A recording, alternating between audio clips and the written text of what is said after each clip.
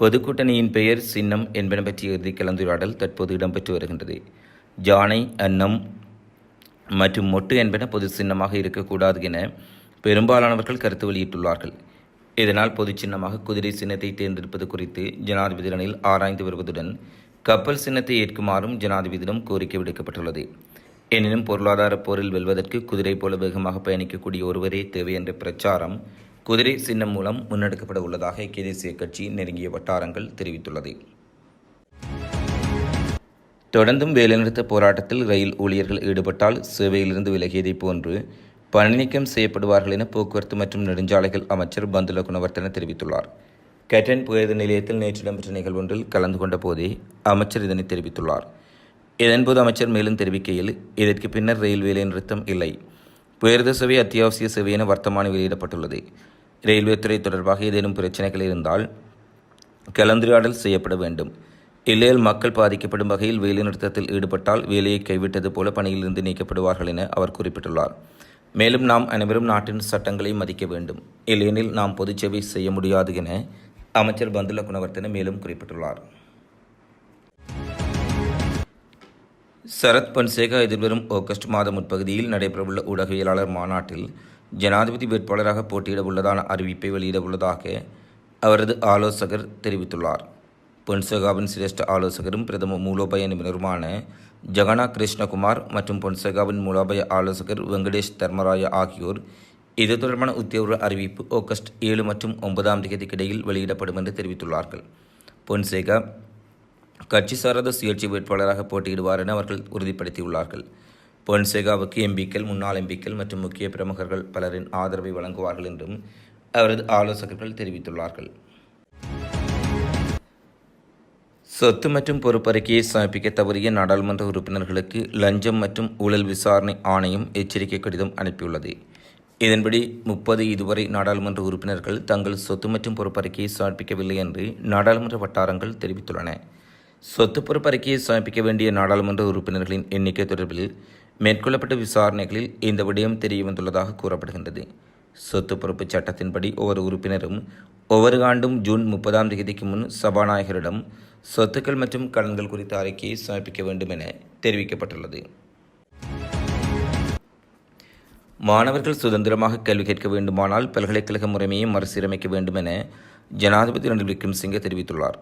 மட்டக்களப்பு பூனானையில் நிர்மாணிக்கப்பட்டுள்ள சர்வதேச விஞ்ஞான மற்றும் தொழில்நுட்ப பல்கலைக்கழகத்தை நேற்று மாணவர்களிடம் உத்தியோகமாக கையளித்த பின்னர் உரையாற்றும் போதே அவர் இதனை குறிப்பிட்டுள்ளார். அத்துடன் நாட்டில் உள்ள பாடசாலைகள் மற்றும் பல்கலைக்கழகங்களை சீர்குலைக்காமல் முறையான கல்வி நிறுவனங்களாக அவற்றை மாற்றுவதற்கான காலம் வந்துள்ளதாகவும் ஜனாதிபதி இதன்போது குறிப்பிட்டுள்ளார். புத்தளம் மாவட்ட நாடாளுமன்ற உறுப்பினர் அலி சப்ரி ரஹீம் பிணையில் செல்ல அனுமதிக்கப்பட்டுள்ளார். கட்டடம் ஒன்றுக்குள் அத்துமுறை பிரவேசித்த குற்றச்சாட்டில் அவருக்கு எதிராக முன்னதாக பிடியாணை பிறப்பிக்கப்பட்டிருந்தது. இந்த நிலையில் அவர் கட்பெட்டி காவல்துறையில் சட்டத்தரனுடன் நேற்று முற்பகல் சரணடைந்த போது கைது செய்யப்பட்டார். இதனடுத்து புத்தளம் நீதிவான் நீதிமன்றத்தில் அவர் முன்னிலைப்படுத்தப்பட்டார். இதற்கமைய அவரை 2 லட்சம் ரூபாய் பெறுமதியான 2 சிறைப்பிணைகளில் செல்ல புத்தளம் நீதிவான் நீதிமன்றம் அனுமதியளித்துள்ளதாக தெரிவிக்கப்படுகின்றது. சிறுவர்கள் மத்தியில் ஆஸ்துமா மற்றும் சுவாச நோய்களின் தாக்கம் தற்போது அதிகரித்துள்ளதாக லெரிட்வே சீமாட்டி சிறுவர் வைத்தியசாலையின் விசேட வைத்திய நிபுணர் தெரிவித்துள்ளார். இன்ஃப்ளூவன்சா மற்றும் சாதாரண வைரஸ் தொற்று என்பன தற்போது வேகமாக பரவிவரும் நிலையில் அது தொடர்பில் மக்கள் அவதானமாக இருக்குமாறு அவர் கோரிக்கை விடுத்துள்ளார். அதே நேரம் தற்போதைய காலத்தில் வைரஸ் தொற்று ஒன்று பரவி வருவதால் அனைவரும் உரிய சுகாதார நடைமுறைகளை பின்பற்ற வேண்டும். இருமல் உள்ளவர்கள் முகக்கவசம் அணிவதால் குறித்த வைரஸ் தொற்று பரவல் அடைவதிலிருந்து பாதுகாப்பை பெற்றுக்கொள்ள முடியும் என விசேட வைத்திய நிபுணர் தீபால் பெரேரா குறிப்பிட்டுள்ளார். பாணந்துறையிலிருந்து நுவரெலியா நோக்கி பயணித்த மகளுந்து ஒன்று கினிகத்தேனை தியகல பகுதியில் வைத்து திடீரென தீப்பற்றி எரிந்துள்ளது. இதன் காரணமாக நேற்று முற்பகல் 11 மணி முதல் சுமார் 1 மணி நேரம் குறித்த வீதியுடனான போக்குவரத்து முற்றாக தடைப்பட்டதாக கினிகத்தேனை காவல்துறை தெரிவித்துள்ளது. குறித்த மகளுந்தில் 5 பேர் பயணித்த நிலையில் மகளுந்தில் ஏற்பட்ட தீப்பிரவலை கட்டுப்பாட்டுக்குள் கொண்டுவர முற்பட்ட ஒருவர் எரிகாயத்துக்குள்ளானதாக கூறப்பட்டுள்ளது. இந்த நிலையில் மகளுந்து முற்றாக தீக்கிரையாகியுள்ளதாக தற்போது செய்திகள் வெளியாகியுள்ளது. மாத்தறை சிறைச்சாலையில் கைதியொருவர் மற்றொரு கைதியின் முகத்தை கூறிய ஆயுதத்தால் வெட்டி காயப்படுத்திய சம்பவம் ஒன்று பதிவாகியுள்ளது. இந்த சம்பவம் நேற்று மாலை இடம்பெற்றுள்ளது. இந்த விடயம் தொடர்பில் மேலும் தெரிய வருகையில் 2 கைதிகளுக்கு மேற்பட்ட வாய் தர்க்கம் காரணமாக இந்த தாக்குதல் இடம்பெற்றுள்ளதாக போலீசார் தெரிவித்துள்ளார்கள். காயமடைந்த கைதி உடனடியாக வைத்தியசாலையில் அனுமதிக்கப்பட்டுள்ளதாக தெரிவிக்கப்பட்டுள்ளது. சம்பவம் தொடர்பான மேலதிக விசாரணைகளை சிறைச்சாலை அதிகாரிகளும் போலீசாரும் மேற்கொண்டு வருகின்றனர். யாழ்ப்பாணம் கண்டி ஏனையின் வீதியில் இங்கிரியா கொள்ளவை பகுதியில் நேற்று இடம்பெற்ற விபத்தில் 4 காயமடைந்துள்ளார்கள். எரிபொருளை ஏற்றிச் சென்ற பவுசரும் முச்சக்கர வண்டியும் நேருக்கு நேர் மோதிய இந்த விபத்தில் 4 பேர் காயமடைந்து அனுராதபுரம் பொதுநல வைத்தியசாலையில் அனுமதிக்கப்பட்டுள்ளார்கள். அவர்களில் ஒருவரின் நிலைமை கவலைக்கிடமாக உள்ளதாக மதவாச்சி போலீசார் தெரிவித்தனர். விபத்தில் முச்சக்கர வண்டி பலத்த சேதமடைந்துள்ளதுடன் எரிபொருளை ஏற்றிச் சென்ற பவுசரும் அருகிலுள்ள வயல்வெளியில் கவிழ்ந்துள்ளது. விபத்தை அடுத்து எரிபொருள் பவுசரில் உள்ள எரிபொருள் வேறொரு பவுசருக்கு மாற்றப்பட்டு வருவதாக தெரிவிக்கப்பட்டுள்ளது.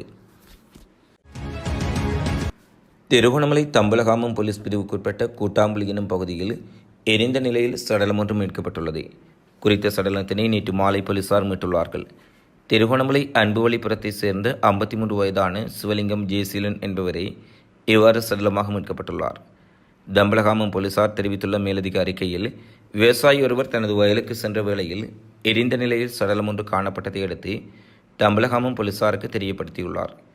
இதனடுத்து அவ்விடத்துக்கு வந்த தம்பலகாமம் போலீசார் சடலத்தை மீட்டுள்ளார்கள்.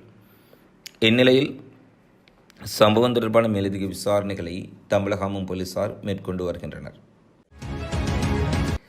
நாடளாவிய ரீதியில் நேற்று மேற்கொள்ளப்பட்ட சுற்றி வளைப்புகளில் பாதாள கும்பலைச் சேர்ந்த மேலும் ஒருவர் கைது செய்யப்பட்டுள்ளதாக போலீசார் தெரிவித்துள்ளார்கள். பாதாள கும்பலுடன் தொடர்புகளை பேணியதாக சந்தேகிக்கப்படும் மேலும் 29 பேர் இதன்போது கைது செய்யப்பட்டுள்ளதாக போலீசார் தெரிவித்துள்ளனர். காலி போலீஸ் குற்றத்தடுப்பு பிரிவினரின் இந்த சுற்றி வளைப்பில் பாதாள கும்பலைச் சேர்ந்தவர் என கைதான நபர் 39 வயதுடையவர் என தெரிவிக்கப்பட்டுள்ளது. கடற்தொழில் நடவடிக்கைகளுக்காக சென்ற 2 மீன்பிடி படகுகள் காணாமல் போயுள்ளதாக கடற்தொழில் மற்றும் நீரியல் வள திணைக்களம் தெரிவித்துள்ளது. கடந்த 7ஆம் தேதி யாழ்ப்பாணம் மற்றும் அம்பாந்தோட்டை மீன்பிடி துறைமுகங்களிலிருந்து புறப்பட்டு சென்ற படகுகளை காணாமல் போயுள்ளதாக விசாரணைகளில் தெரியவந்துள்ளது. யாழ்ப்பாணம் பருத்தித்துறை மீன்பிடி துறைமுகத்திலிருந்து புறப்பட்ட நெடுநாள் மீன்பிடி படகில் 4 மீனவர்களும், அம்பாந்தோட்டை மீன்பிடி துறைமுகத்திலிருந்து புறப்பட்ட படகில் 2 மீனவர்களும் பயணித்துள்ளதாக குறிப்பிடப்பட்டுள்ளது. காணாமல் போயுள்ள மீனவர்கள் தொடர்பான தகவல்கள் இதுவரையில் கண்டறியப்படவில்லை என மீனவர்களை தேடும் பணியில் கடற்படை ஈடுபட்டுள்ளதாகவும் தெரிவிக்கப்பட்டுள்ளது. கடற்தொழில் மற்றும் நீரியல் வள திணைக்களத்தின் பணிப்பாளர் இது தொடர்பில் மேலும் தெரிவிக்கையில், இந்த சம்பவம் குறித்து தாங்கள் தீவிர விசாரணைகளை நடத்தி வருவதாக தெரிவித்துள்ளார்கள்.